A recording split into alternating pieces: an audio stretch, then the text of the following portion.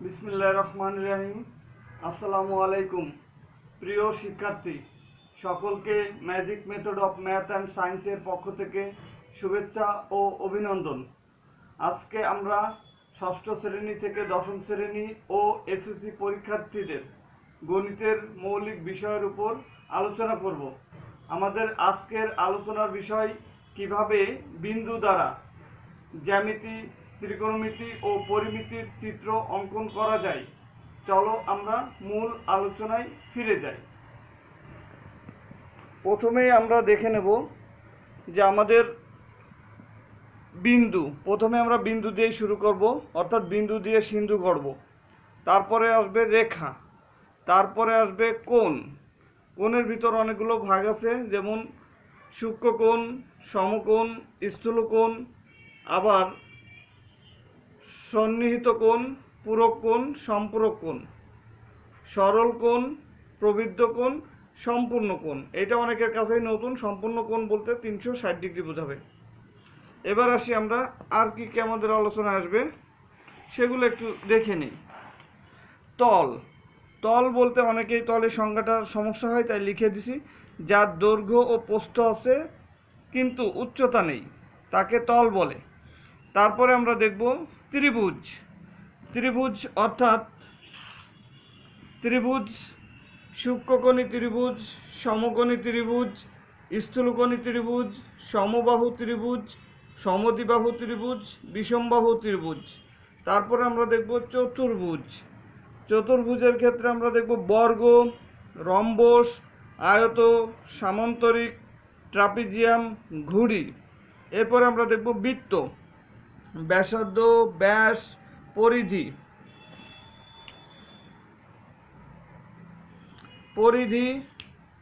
তারপরে আমরা দেখব হচ্ছে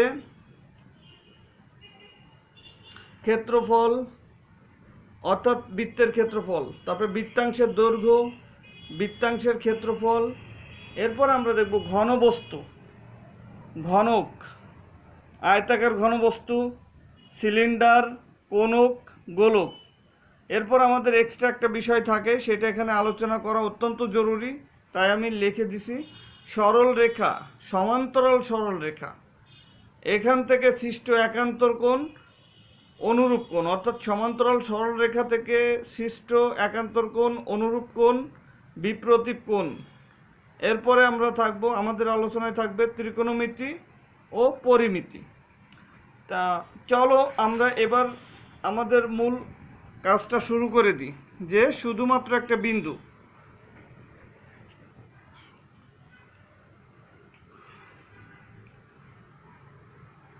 আরেকটা বিষয়, আমার এই ভিডিওটা সবাই প্রথম থেকে শেষ পর্যন্ত দেখলেই চিত্রটা বুঝতে পারবে, আদারওয়াইজ চিত্রটা বুঝতে পারবে না, ভাববে যে এটা কি করছে। তো আমরা প্রথমে দেখি বিন্দু। যে কথাটা বলেছিলাম সেটাই প্রথম, ফার্স্ট বিন্দু। দেখো সবাই, বিন্দু যার দৈর্ঘ্য নাই, প্রস্থ নাই, উচ্চতা নাই, শুধু অবস্থান আছে, এটাকেই বিন্দু বলে। এখন আমরা দেখব বিন্দুর পরে 2 নম্বরে আছে রেখা। একটু খেয়াল করি, বিন্দুর থেকে আমরা রেখাতে চলে যাব ইনশাল্লাহ।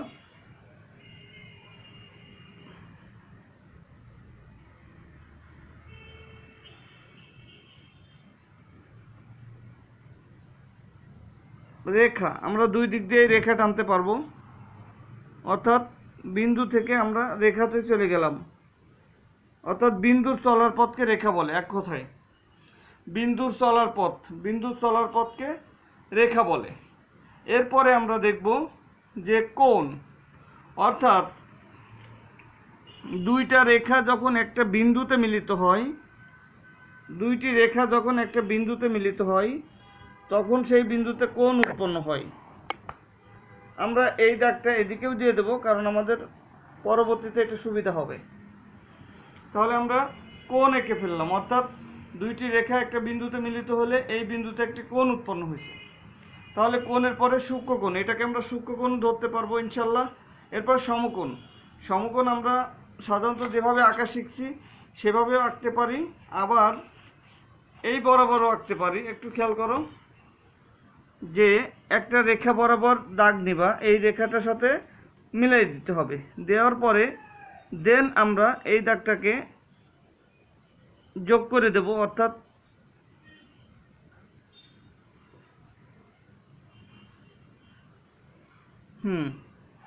এই বরাবর আমরা দিয়ে দেব। তো মোটামুটি আমরা ধরে নেব যে আমাদের একটা লম্ব রেখা হয়েছে, অর্থাৎ এটা একটা সমকোণ। এখন আমরা দেখতে পারবো যে সমকোণের পর স্থূলকোণ, অর্থাৎ এইদিকে আমরা যখন একটা দাগ টেনে দেব তখন আমাদের কোণটা স্থূলকোণ হয়ে যাবে। স্থূলকোণ 90 ডিগ্রি থেকে বড়, কিন্তু 180 ডিগ্রি থেকে ছোট। বাট আমরা দুই দিকেই দাগটা দিয়ে দিচ্ছি একবারে আমাদের একটু সুবিধার জন্য। তাহলে এই কোণটা হচ্ছে আমাদের স্থূলকোণ। এরপরে আমরা আসি স্থূলকোণের পরে সন্নিহিত কোণ। সন্নিহিত কোণটা অনেকেরই সমস্যা হয়, যেমন সন্নিহিত কোণ বলতে বোঝে না অনেকেই। সন্নিহিত কোণ মানে দুইটি কোণের একটি সাধারণ বাহু। তাহলে এখানে এইটা একটা কোণ, এইটা একটা কোণ, এইটার সাধারণ বাহুটা হচ্ছে এইটা, এইটাকেই বলা হচ্ছে সন্নিহিত কোণ, অর্থাৎ সাথে লাগা কোণ। এটার সাথে আছে, এটার সাথে আছে, এটা সাধারণ বাহু আকারে আছে। এরপরে আসি পূরক কোণ। পূরক কোণ দুইটি কোণের সমষ্টি যদি 90 ডিগ্রি হয় তখন একটি কোণকে আরেকটি কোণের পূরক কোণ বলে। এখন যদি মনে করো এইটা 30 ডিগ্রি, তাহলে এটা 60 ডিগ্রি, তাহলে 30 ডিগ্রি কোণের পূরক কোণ 60 ডিগ্রি, 60 ডিগ্রি কোণের পূরক কোণ 30 ডিগ্রি। ওকে, এবার আসি সম্পূরক কোণ। দেখো দুইটি কোণের সমষ্টি যদি 180 ডিগ্রি হয়, অর্থাৎ এই যে 180 ডিগ্রি এই কোণ এবং এই কোণ, তাহলে দুইটি কোণের সমষ্টি 180 ডিগ্রি হলে তাকে সম্পূরক কোণ বলে। তাহলে এখানে এটা হচ্ছে সম্পূরক কোণ, অর্থাৎ এইটা সম্পূরক কোণ, এইটা সম্পূরক কোণ, এইটা। এখন আসি সরল কোণ। সরল কোণ অর্থাৎ এই কোণটাকে আমরা এখানে সরল কোণ বলবো। পুরা সরাসরি একটা সরলরেখা এই বিন্দুতে সরল কোণ। সবই কিন্তু বিন্দু কেন্দ্রিক। আমি যেটা বলছিলাম যে বিন্দু কেন্দ্রিক, তাহলে বিন্দু কেন্দ্রিক এটা সরল কোণ। এরপরে আসি আমরা যে প্রবৃদ্ধ কোণ, অর্থাৎ 180 থেকে বড়, এটা প্রবৃদ্ধ কোণ। আর সম্পূর্ণ কোণ এইখান থেকে ঠিক আমরা এই পর্যন্ত ফিরে যাব, এইটা হচ্ছে সম্পূর্ণ কোণ। এখন তাহলে আমি একটা একটা করে লিখে দিই। সূক্ষ্ম কোণ,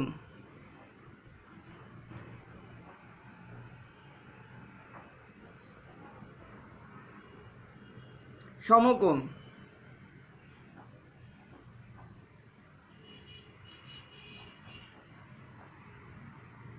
তারপরে আমি লিখব হচ্ছে স্থূলকোণ,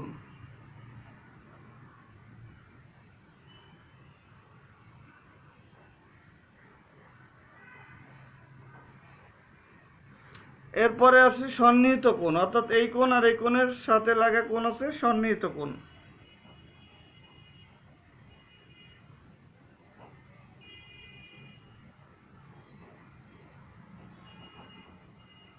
আবার পূরক কোণ, সন্নিহিত কোণ আবার পূরক কোণ এখানে প্রায় একই হয়ে গেছে।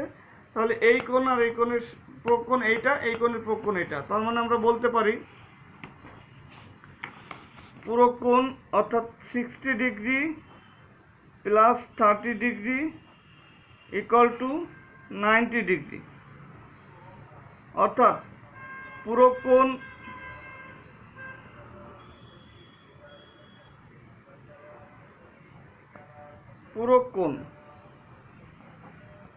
এই কোণটার পূরক কোণ, আর এই কোণটার পূরক কোণ। সংক্ষেপে বুঝে নিতে হবে। এরপরে আসি আমরা পূরক কোণ, সম্পূরক কোণ। অর্থাৎ এইটা যদি একটা স্থূল কোণ এবং এইটার কোণ, দুইটি কোণের সমষ্টি আছে 180 ডিগ্রি, তাহলে এইটাকে আমরা সম্পূরক কোণ ধরতে পারি। সম্পূরক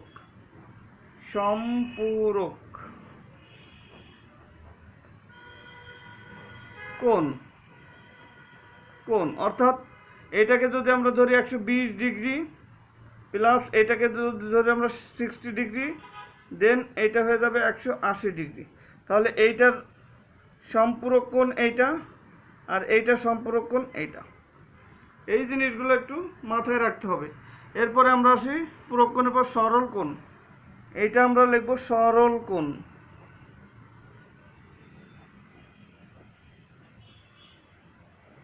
সরল কোণ অর্থাৎ 180 ডিগ্রি। এরপরে আমরা লিখব সরল কোণের থেকে বড় প্রবৃত্ত কোণ।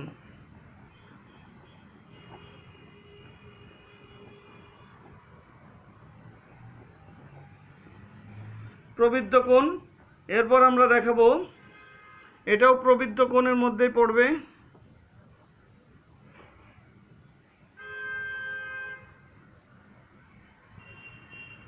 কোণ আলটিমেটলি এটাও প্রবৃত্ত কোণের মধ্যে পড়বে। আমরা একটু দাগটা টেনে দিই।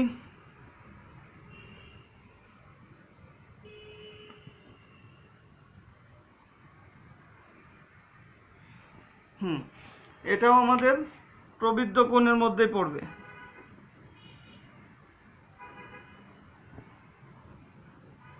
আর সম্পূর্ণ কোণ যেটা সবার কাছে নতুন, এইটা হবে 360 ডিগ্রি সম্পূর্ণ কোণ।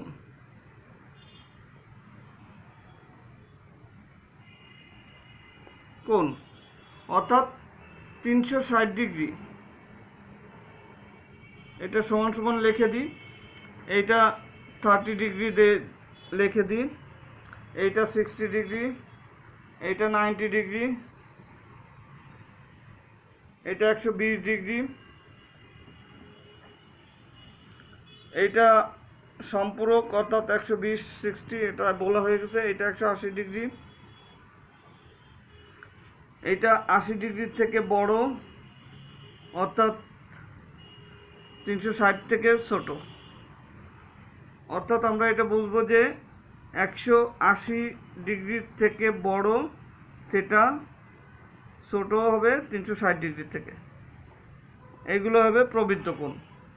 এখন আমরা মোটামুটি কোণের বিষয়গুলো দেখানোর চেষ্টা করেছি। এবার আসি আমাদের যে তল, অর্থাৎ চতুর্থ বিষয়টা হচ্ছে তল। তল আসলে কি? যার দৈর্ঘ্য আছে, প্রস্থ আছে, কিন্তু উচ্চতা নাই। অর্থাৎ দৈর্ঘ্য আছে, প্রস্থ আছে, উচ্চতা নাই, একে তল বলে। এখন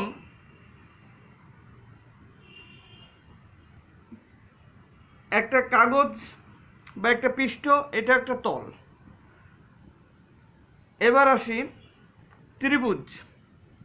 তলের উপরে আমরা বিভিন্ন চিত্র আঁকতে পারি, সেটা হচ্ছে ত্রিভুজ আঁকতে পারবো, চতুর্ভুজ আঁকতে পারবো, বৃত্ত আঁকতে পারবো। সেজন্য এখানে তল বলার পরে আমরা এই বিষয়গুলো নিয়ে আসছি। ত্রিভুজ হচ্ছে সূক্ষ্মকোণী ত্রিভুজ। তাহলে আমরা প্রথমে দেখব যে সূক্ষ্মকোণী একটা ত্রিভুজ আঁকার চেষ্টা করি। সূক্ষ্মকোণী একটা ত্রিভুজ আঁকার চেষ্টা করি। খেয়াল করি আমরা যে এখন সূক্ষ্মকোণী যেহেতু সুন্দর করে আঁকতে হবে, আন্দাজে আঁকা যাবে না। অর্থাৎ এখানে একটা সূক্ষ্মকোণী ত্রিভুজ আমরা আঁকবো।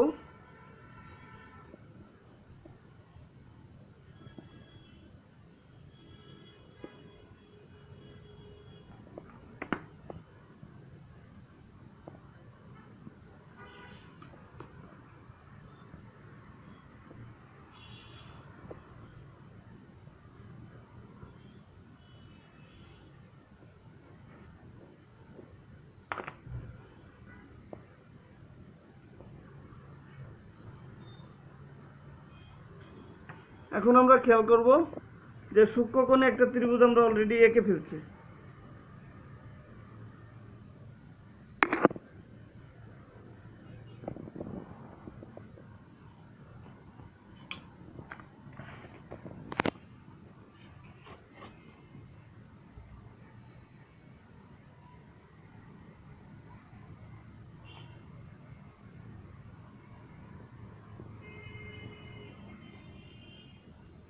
তাহলে আমরা একটা সূক্ষ্মকোণী ত্রিভুজ আঁকলাম। এবার দেখি সূক্ষ্মকোণী ত্রিভুজের পরে আমাদের হচ্ছে সমকোণী। অর্থাৎ এইটা আমরা আগেই বলেছি, এই রেখাটা এই রেখার উপর লম্ব, তাহলে আমরা সমকোণী দিয়ে দিতে পারবো। সমকোণী, তাহলে এই বিন্দু থেকে আমরা নেই, একটা বিন্দু ঠিক রাখি, একটা সমকোণী ত্রিভুজ। এরপরে পরেরটা আমরা আসবো স্থূলকোণী ত্রিভুজ। এখানে আমরা একটা বিন্দুই ঠিক রাখলাম, যেহেতু তিনটা ত্রিভুজ একইভাবে আমরা দেখাবো। তাহলে এইটার থেকে আমরা একটা, অর্থাৎ স্থূলকোণী ত্রিভুজটা আমরা দেখিয়েছি। এখন এবার বাহু বেদে 3 প্রকার। সমবাহু, তাহলে সমবাহু ত্রিভুজ দেখাইতে গেলে আমাদের আবার পেন্সিল কম্পাসের সাহায্য নিতে হবে। সমবাহু অর্থাৎ এইটা একটা সমবাহু ত্রিভুজ, বাট আমরা এখান থেকে আরেকটা ত্রিভুজ নিব, যে সমবাহু ত্রিভুজ নেব, অর্থাৎ এটা আমাদের সমবাহু ত্রিভুজের মধ্যেই পড়ে, বাট আমরা যদি নতুন করে একটা আঁকতে চাই তাহলে একটু কম দৈর্ঘ্য নেব, এখান থেকে নেব একটা, তাহলে আমাদের বুঝতে সুবিধা হবে। এই একটা দাগ দেব, আবার এখান থেকে ঠিক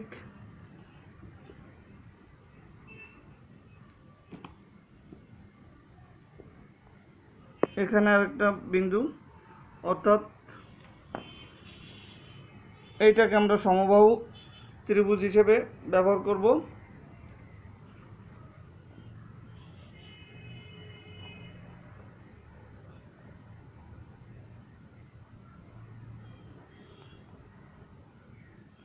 হ্যাঁ, সমবাহু ত্রিভুজ অর্থাৎ এই বাহু এই বাহু এই বাহু সমান।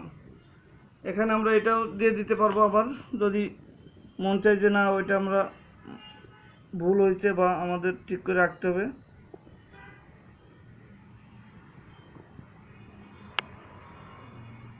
সমবাহু তার মানে এই বাহু এই বাহু এই বাহু সমান। সমবাহু ত্রিভুজ আমরা এঁকে ফেলছি।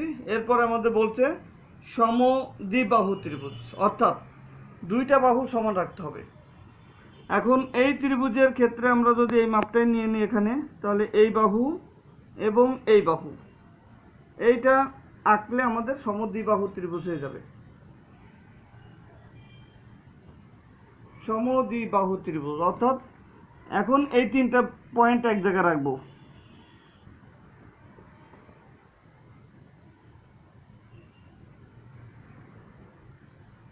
হ্যাঁ, এটা হচ্ছে আমাদের সমদ্বিবাহু, অর্থাৎ এই বাহু আর এই বাহু সমান,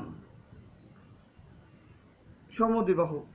এরপরে আমরা আসি যে বিষমবাহু ত্রিভুজ, অর্থাৎ যে ত্রিভুজের একটি বাহু সমান নয়, সেক্ষেত্রে আমরা একটু দেখতে পারবো যে আগেরটার মতো অনেকটা কিছু মিল আছে। এইভাবে এটা বিষমবাহু, তার মানে 3টা বাহুর একটা বাহু মিল নাই। বিষমবাহু ত্রিভুজ আঁকা শেষ। এবার আমাদের চতুর্ভুজ, অর্থাৎ চতুর্ভুজ আঁকতে যাব। চতুর্ভুজের দেখব প্রথমে কি আসে, বর্গ। তাহলে বর্গ আঁকতে গেলে আমাদের আবার পেন্সিল কম্পাসের সাহায্য নিতে হবে। যেমন এখানে আমরা এই বিন্দুটা যদি নিই, একটু বড় করেই নিই যাতে একটার মধ্যে একটা না যায়।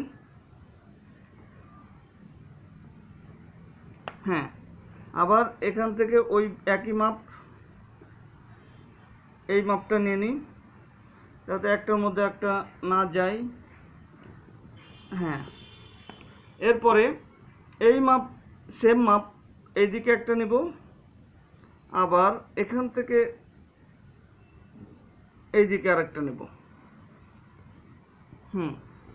তাহলে এই বিন্দুটা নেওয়ার পরে আমরা যোগ করে দেব। যোগ করে দিলে আমাদের একটা বর্গ আঁকা হয়ে যাবে।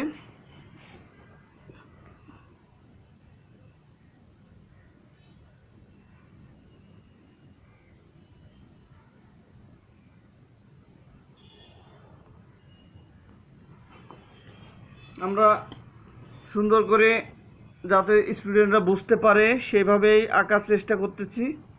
এটার জন্য হয়তো একটু সময় লাগবে, বাট যাতে সবাই বুঝতে পারে আমাদের টার্গেট। হ্যাঁ, তাহলে একটা আমরা বর্গ এঁকেছি। এখন আমরা দেখব বর্গের সাথে রম্বস।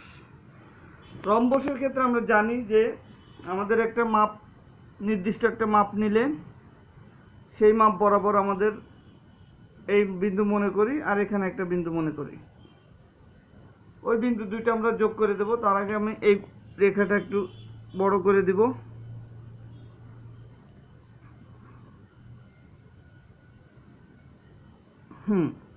এখন এই রেখা আর এই রেখাটা একটু যোগ করে দেবো, তাহলে আমার একটা রম্বস আঁকা হয়ে যাবে।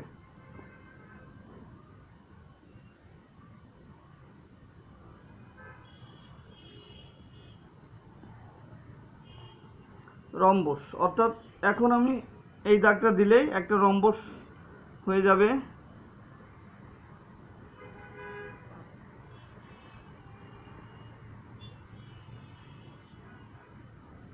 হ্যাঁ, আমাদের অলরেডি একটা রম্বস আঁকা হয়ে গেছে।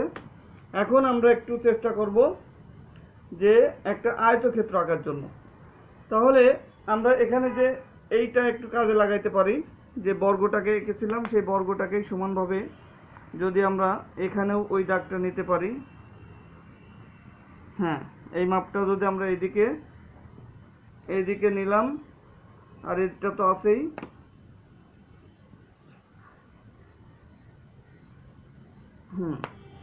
তাহলে এই দাগটা এখন আমরা এখান থেকে এইদিকে একটা দাগ দেব, আবার এই দাগটা তো আগের আছেই, এইটার থেকে আমরা এইদিকে একটা দাগ দেব, দেওয়ার পরে এই বিন্দুটাকে যোগ করব। যোগ করলে আমরা দেখব যে আমাদের আরেকটা আয়তাকার ক্ষেত্র হয়ে গেছে, মানে আয়তক্ষেত্র।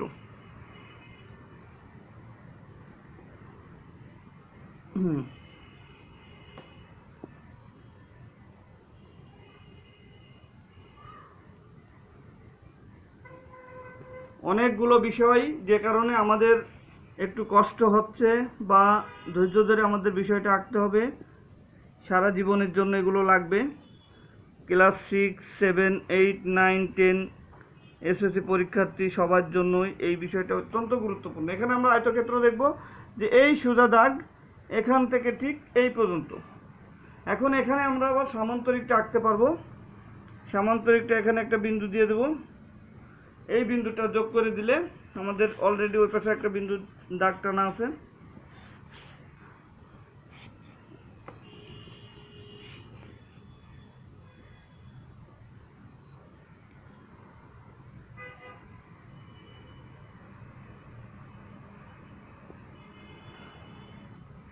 হ্যাঁ, তার মানে এইখান থেকে এই পর্যন্ত আমাদের একটা সামান্তরিক। এরপরে আমরা একটু দেখি সামান্তরিকের পর ট্রাপিজিয়াম। এটাও একটা মজার বিষয়। এখান থেকে ঠিক আমরা যে কোনো বিন্দুতে পৌঁছে দিব। হ্যাঁ, আবার এখানে যেটা ছিল আয়তাকার যে জায়গাটা, অ্যাঙ্গেলটা, সেখান থেকে আমরা একটা দাগ টেনে দেবো। এই পর্যন্ত আমাদের সুন্দর করে একটা ট্রাপিজিয়াম হয়ে গেল। এটা একটা ট্রাপিজিয়াম হয়ে গেল, অর্থাৎ এখান থেকে এইটা একটা ট্রাপিজিয়াম। এখন আসি একটা ঘুড়ি, অর্থাৎ আমরা ছোটবেলায় ঘুড়িও উড়াতাম অনেক মজা করে। এখন সেই মজা না, এখন হচ্ছে পড়ালেখা। এখন আমরা দেখব যে একটা ঘুড়ি কিভাবে অঙ্কন করা যায়। অর্থাৎ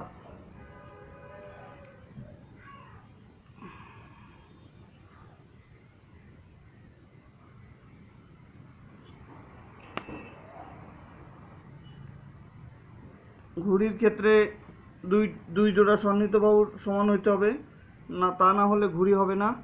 এটা খেয়াল রাখতে হবে আমাদের, যে এখান থেকে আমরা যে দাগটা নেব সেম দাগটাও নিতে হবে ওই পাশে।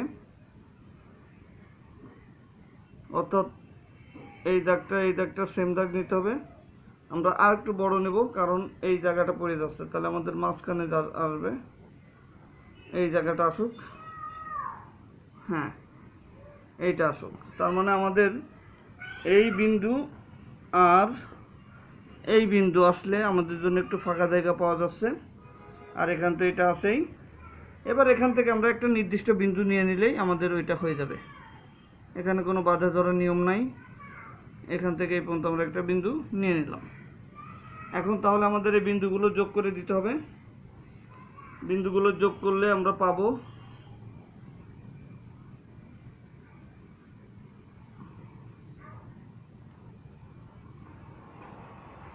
এই বিন্দু, আর এখান থেকে যোগ করলে আমরা পাবো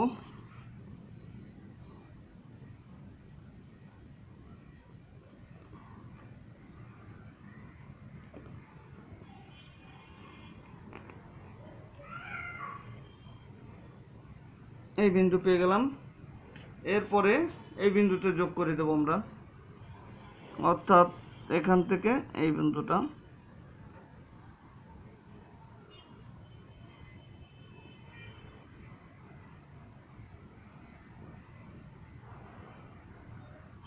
এই বিন্দু এবং দেন এই বিন্দুটা যোগ করে দেব।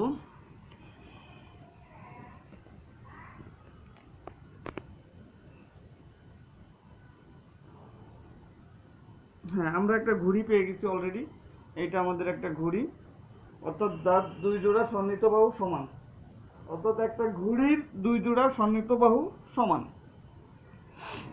এখন আমরা খেয়াল করি আমাদের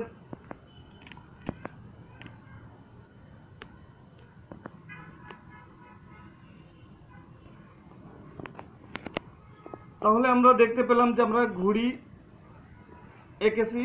এখন আমাদের আরো অনেকগুলো বিষয় বাকি রয়ে গেছে, সেগুলো হচ্ছে বৃত্ত, বৃত্তের ভিতর ব্যাসার্ধ, ব্যাস, পরিধি, ক্ষেত্রফল, বৃত্তাংশের দৈর্ঘ্য, বৃত্তাংশের ক্ষেত্রফল, তারপর ঘনবস্তু, তারপর সরল রেখা, সমান্তরাল সরলরেখা, একান্তর কোণ, অনুরূপ কোণ, বিপরীত কোণ, ত্রিকোণমিতি, পরিমিতি। এগুলো আমরা আগামী ক্লাসে আলোচনা করব।